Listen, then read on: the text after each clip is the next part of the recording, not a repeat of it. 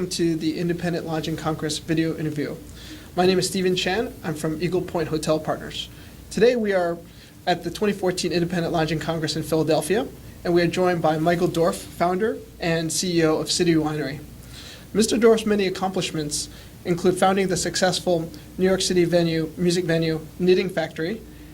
He pioneered live webcasting of music streams from this venue. And most recently, he returned to his hospitality and live music roots with City Winery, Manhattan's first fully operational winery, restaurant, and performance space. New York Magazine named him one of the 10 most influential New Yorkers. Today, we are discussing Michael's experience with hospitality, entertainment, and entrepreneurship as it relates to the independent hotel industry. Let's start by discussing City Winery. Tell us about the process of inventing and founding this unique establishment. Well, it was a selfish process. I had sold my interests in the Knitting Factory in 2003. In 2004, I got the chance to make a barrel of wine in California with a great winemaker named David Tate, who was at Ridge.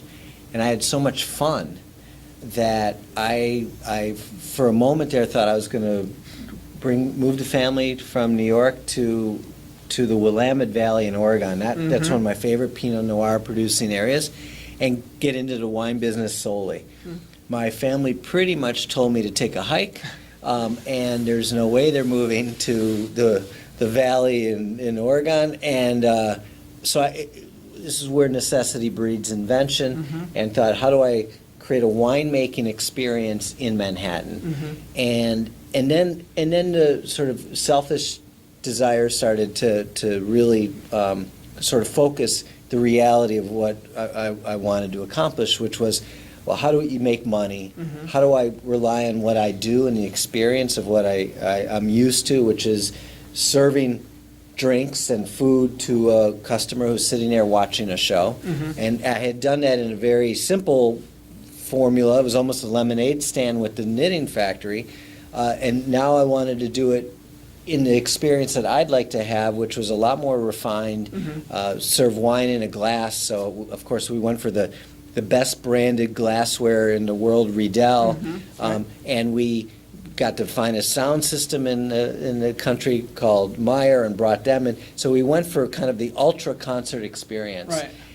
And so it was really necessity breeding invention, and looking at what hadn't been done, how to do it in a different way, and make sure that the audience was going to enjoy it as much as I knew I wanted it, and just to feel confident. And if I really wanted this product, that there would be others who hopefully would want the same. Right.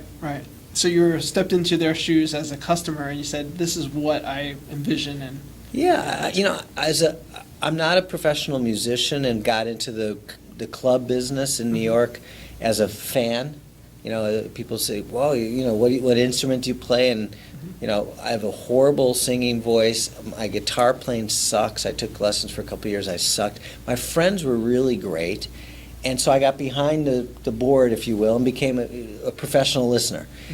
On the wine side too, I'm not a wine maker. I've gotten very involved in the process, and I love wine, but it's purely as a fan, and maybe a very informed fan.